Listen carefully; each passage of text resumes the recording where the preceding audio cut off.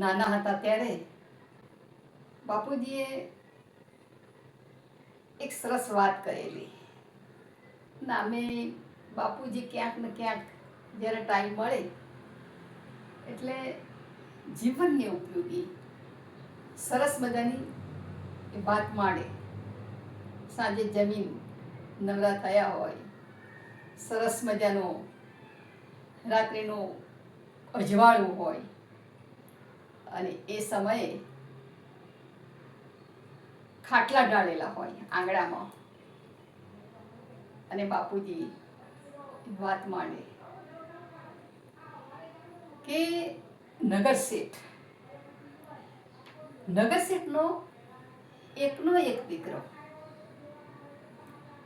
નગર શેઠને તો સાધન સંપન્ન, રૂપિયા, મકાનો, મોટા બંગલાઓ હોય, સંપત્તિ હોય, એટલી બધી સંપત્તિ કે ખૂટે નહીં. હવે એ દીકરો મોટો થયો એટલે પછી એમ થયું કે હવે દીકરાના લગ્ન કરવા પડશે. આ વિચાર આવતા એક અનુભવી બાપ, એક બુદ્ધિશાળી વેપારી બાપ એને વિચાર કર્યો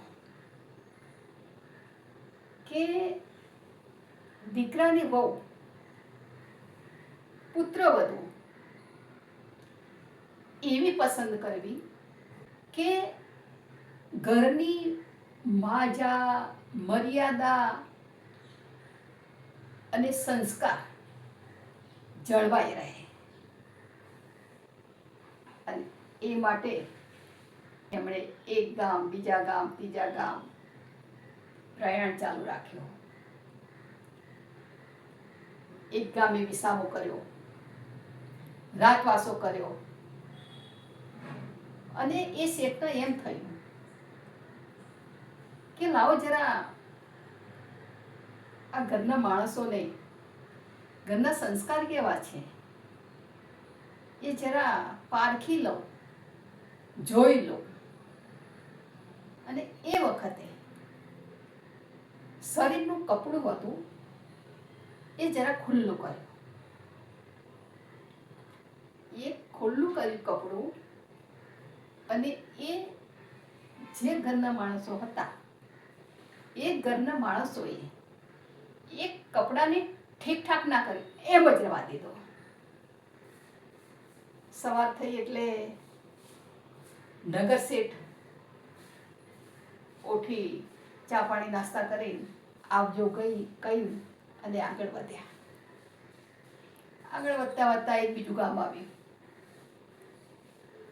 કે ચલો આ ગામમાં જવું, કદાચ મારા પુત્રને લાયક કોઈ છોકરી મળી જાય, કોઈ કન્યા મળી જાય.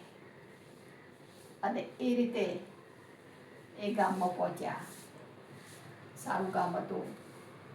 ગામનું ગાંધું પણ રળિયામણું હતું, વૃક્ષોથી ઘટાદારથી ઘેરાયેલું હતું, પાણીની પરબો હતી, શાળાઓ હતી, રમત ગમતના મેદાનો હતા. એમને લાગ્યું કે આ ગામ ખૂબ સુંદર લાગે છે. આ ગામમાં જે લોકો રહેતા હશે એ સારા વિચારવાળા રહેતા હશે, સારા કામ કરવાવાળા રહેતા હશે. અને એ ગામમાં રાતવાસો કર્યો. જમીને બધા સૂઈ જાય છે. ફરીથી પાછા શેઠને એ જ વિચાર આવ્યો અને એ કપડું થોડું, શરીર ઉપરનું જે કપડું છે ને એ જરા ઊંચું કરી દીધું કે શરીરનો એક ભાગ દેખાય. દીકરીના પિતા ઉઠ્યા હશે અને એ વખતે નગર શેઠના શરીર ઉપરથી કપડું જે સરકી ગયેલું કે જોયું અને એ કપડું સરસ રીતે ઠીક કરી દીધું. જે જગ્યાએ કપડું હોવું જોઈએ એ જગ્યાએ કપડું મૂકી દીધું. નગર શેઠ એ વખતે જાગતા હતા અને જાગતા જાગતા એમને કહ્યું કે બસ મારા દીકરાની પત્ની મળી ગઈ, મને પુત્રવધુ મળી ગઈ. કેમ કે એના પિતાએ મારું શરીરનું કપડું ઢાંક્યું અને એટલે જ મારા ઘરમાં કંઈ પણ તકલીફ થશે, કંઈ મુશ્કેલી આવશે, કદાચ મારાથી કે મારી પત્નીથી કે મારા દીકરાથી જાણે અજાણે કોઈ ભૂલ થશે તો આ પરિવારની દીકરી બાર કહેશે નહીં, મર્યાદા જાળવશે, સંસ્કાર જાળવશે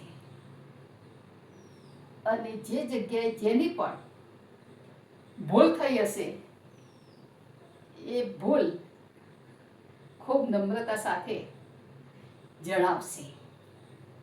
આમ આ પરિવારની દીકરી ઘરની, મારા પરિવારની, મારા વંશજની એક મર્યાદાનો દોર જાળવી રાખશે. મારા જે વંશ છે એને ખૂબ સારી રીતે એને સંસ્કાર આપશે.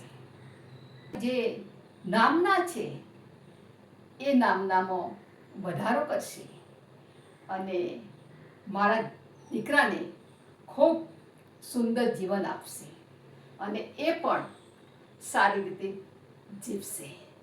આમ નગર શેઠે પોતાની પુત્રવધૂને આ રીતે પસંદ કરી અને જે ઘરમાં મર્યાદા છે, સંસ્કાર છે, ઘરનું વાતાવરણ સારું છે, એ ઘરની દીકરી ગમે તેટલા અઢળક સંપત્તિમાં જાય તો પણ એ છકી જતી નથી, પરંતુ એ સંપત્તિમાં વધારો કરે છે. આવતા મહેમાનોને સારી આગતા સ્વાગતા કરે છે, સારા ભોજનો જમાડે છે અને પરિવારને પણ એક સાથે એક તાંતણે જોડીને રાખે છે.